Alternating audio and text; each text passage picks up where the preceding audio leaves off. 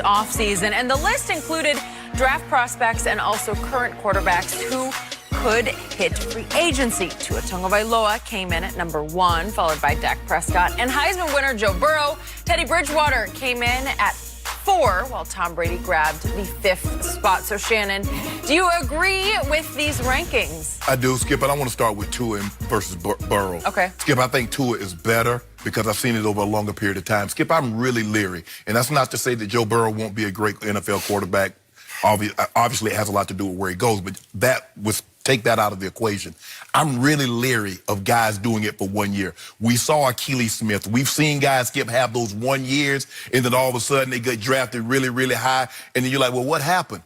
It's normally the guy, for the most part, Skip, it's normally the guys that's put it together for a couple of years. I've seen Tua do it. Yeah, he got blown out in the national championship game against Clemson, but that's regular season. He was unbelievable. I saw what he was doing this year before he got hurt. Now, if you want to say the injury history, you know, he had the ankle injury, had another ankle injury, he had the hip injury. If you want to say injuries, okay, but just ability. His ability to throw the ball with the accuracy and the velocity and the touch that he has, Skip, is second to none. Burrow can't touch that.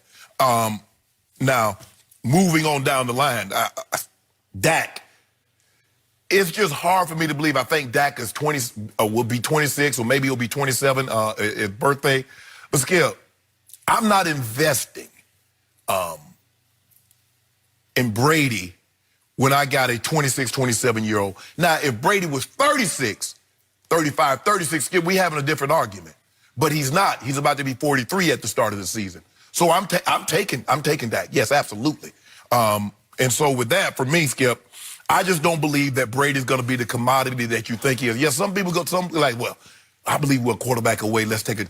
But he's 43.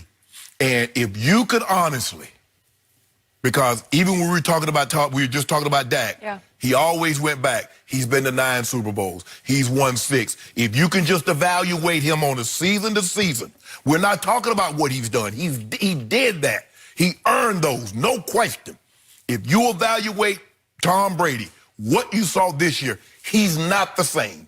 And everybody knows it, but they just can't get past it. It's the same argument you have with Jordan. When LeBron or some other player does something, but Jordan was 6-0 in the finals with 6 MVP. We're not talking about that. We're talking about this. We're talking about right here, right now, moving forward. But wait a second. On LeBron, when you say he's the GOAT, and you're saying MJ was 6-0 with 6 MVPs, and you're saying we're not talking about that. Yeah, we are. No. I'm talking about LeBron. I'm saying LeBron James. I say LeBron had an unbelievable game against the Nuggets. You go back to when he fell, but 2011 was the worst by a superstar. They got nothing to do with that. Well, it does too when we're talking about LeBron in the bigger picture. We're talking about LeBron. We're talking about LeBron in the small picture. This list. Is it my turn? It's your turn. All right, okay, I love David Carr, and this is his list. Sure. He's really good on TV. I enjoy watching him, listening to him, and he knows a whole lot about football. But I got to tell you, this list is ASA 9, ASA 10, ASA 11, and ASA 12, which is Tom Brady's number, because Tom Brady should be number 1, 2, 3, 4, and 5 on this list, because we have Michael Jordan at the end of his prime on the free agent market. We've never had this before in the history of this league. It's a win-now league. If I can get Tom Brady for this year and next year for 2 years, I got chances to win Super Bowls that nobody ahead of him in this list is going to give you. I'm sorry. Let's go back to Tua. Number 1 target, says David Carr, is Tua. Well, David Carr is living proof of why that's a fallacious argument, because David Carr once upon a time went number 1 overall in the 2002 draft. Yes. And how good was he, Mr. Sharp?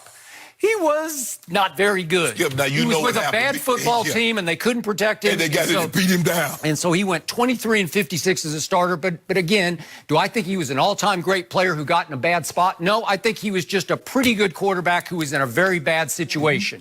So his touchdowns, interceptions ended up 59-65 in those years he started, and then he hung on as a backup, and he had an okay career. But he wasn't the #1 overall pick in that draft. Joey Harrington went 3rd in that draft, and he was just a flat-out bust. Yes. Okay? So every year, we see big swings and big misses in this draft, which brings me to the draft of just a couple of years back. I was bullish on Baker Mayfield. He had a bad year last year, and so am I quite as bullish? Not really.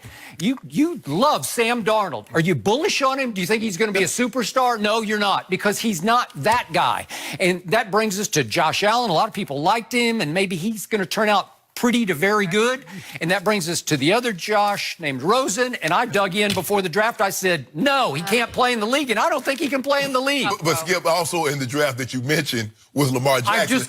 That was my next point. If you let me finish my point, there's one guy who went clear down at the bottom of the round, and wait a second, he looks like he's by far the best quarterback. So you can't evaluate these kid quarterbacks. Tua, okay, to me, Joe Burrow is much better than Tua. Like, it's not even close to me. And I realize I got to see only one great year of Joe Burrow because his first year at LSU was not great. Okay. And then Joe Brady comes from the Saints, and they revamped the whole offense. Joe Brady going to Cincinnati?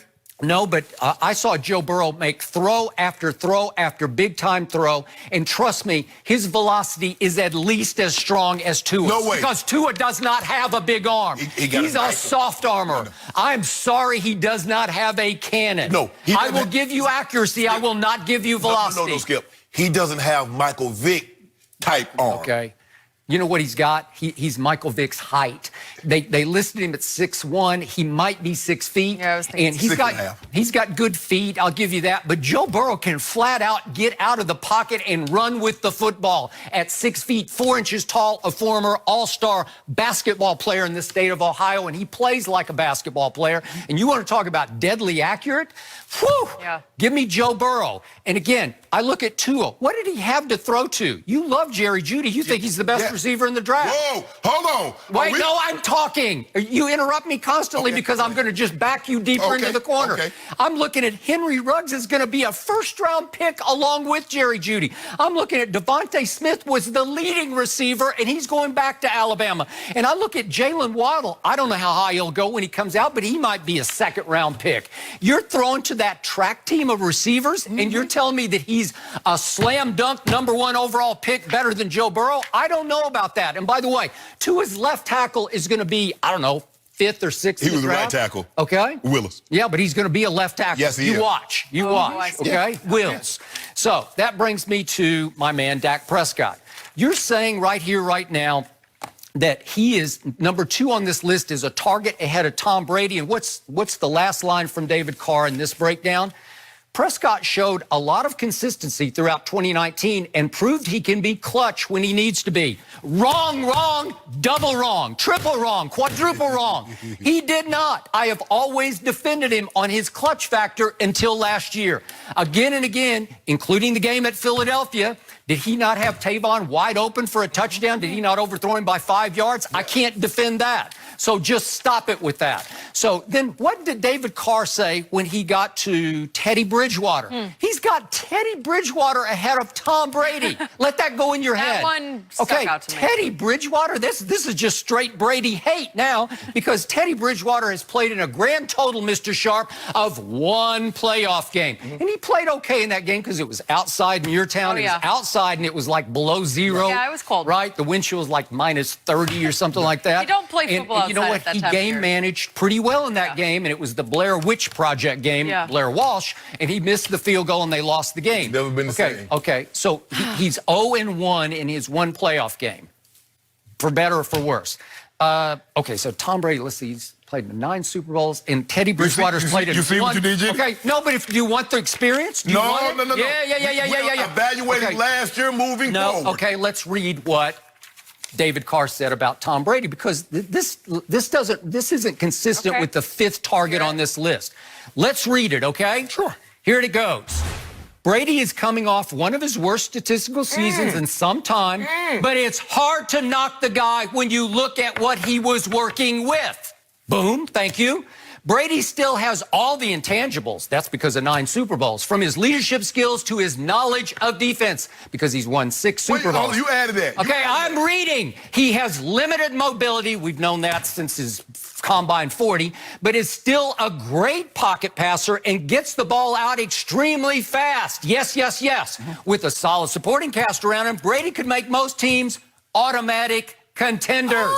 Okay, so wait a second. Tom Brady's going to turn any team into an automatic contender if you have just a reasonable team around him. Okay. And he's 5th on the... Wait, 2 plus 2 equals 12. Whoa. What? The thing that we love Tom Brady for, he took the guy from Dorchester and he went to Super Bowl. So now he's the same guy. Skip Bayless tells me he's the same guy, but now he needs more of a supporting cast. If he's the guy what you said he is, why couldn't he do less? Tom Brady did less with less this year than anybody, because anybody could have did exactly what he did. Okay, so he didn't have 3 guys from Dorchester. He had as his #1 receiver and his only receiver who could quote-unquote separate, Julian Edelman. Hall of Famer.